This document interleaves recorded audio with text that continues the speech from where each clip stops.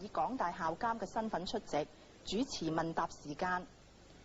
不過李光耀呢，總共只係答咗2個問題啫。其中一個問題係由港督提出嘅。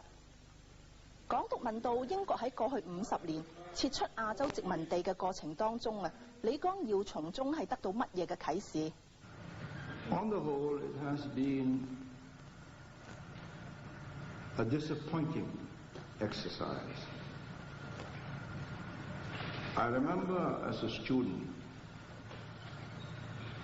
in Britain being taught constitutional law by a very distinguished professor who had been one of Churchill's cabinet secretaries.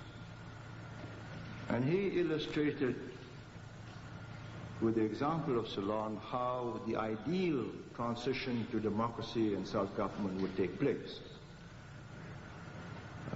They had their first municipal elections in 1932 for mayor of Colombo and a council for Colombo. They had 2 universities. They had a thick layer of professionals and administrative officers. They had large sterling balances. So they started off with all the advantages that would ensure progress and prosperity. Of course, I was taught this in 1947 when Ceylon had just got independence. And India, of course, had just gone into turmoil with breakup of Pakistan and India. I have never believed that democracy brings progress.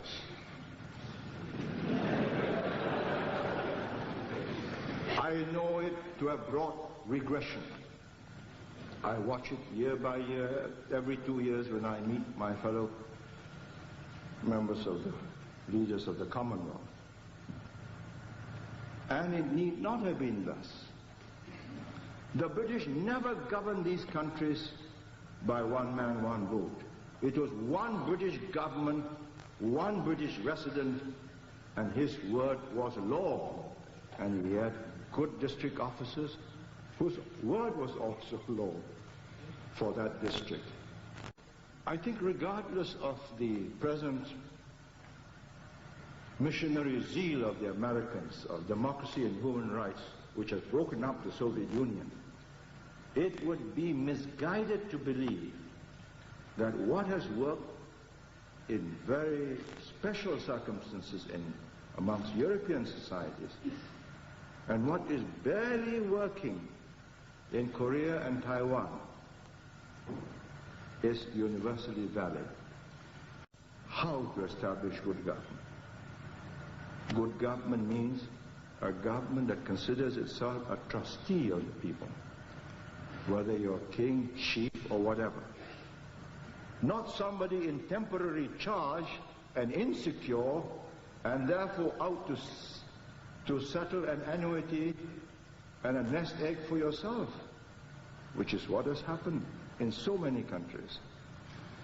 So if you ask me what my thoughts on decolonization are, I think they are grim, because Western political scientists have not lived in these societies, have not understood that what is required is economic progress, development, and the final blossoming of a large educated middle class, which alone can sustain a democracy. When you have 60 to 70% of your population educated, knowing what will work and what will not work, then one man, one vote makes sense. If I give way on Hong Kong to the British, who do not have either military or economic clout to hurt me, then I'm inviting trouble from from Bill Clinton. Chris Patton can only express his exasperation, but Bill Clinton can turn MFN off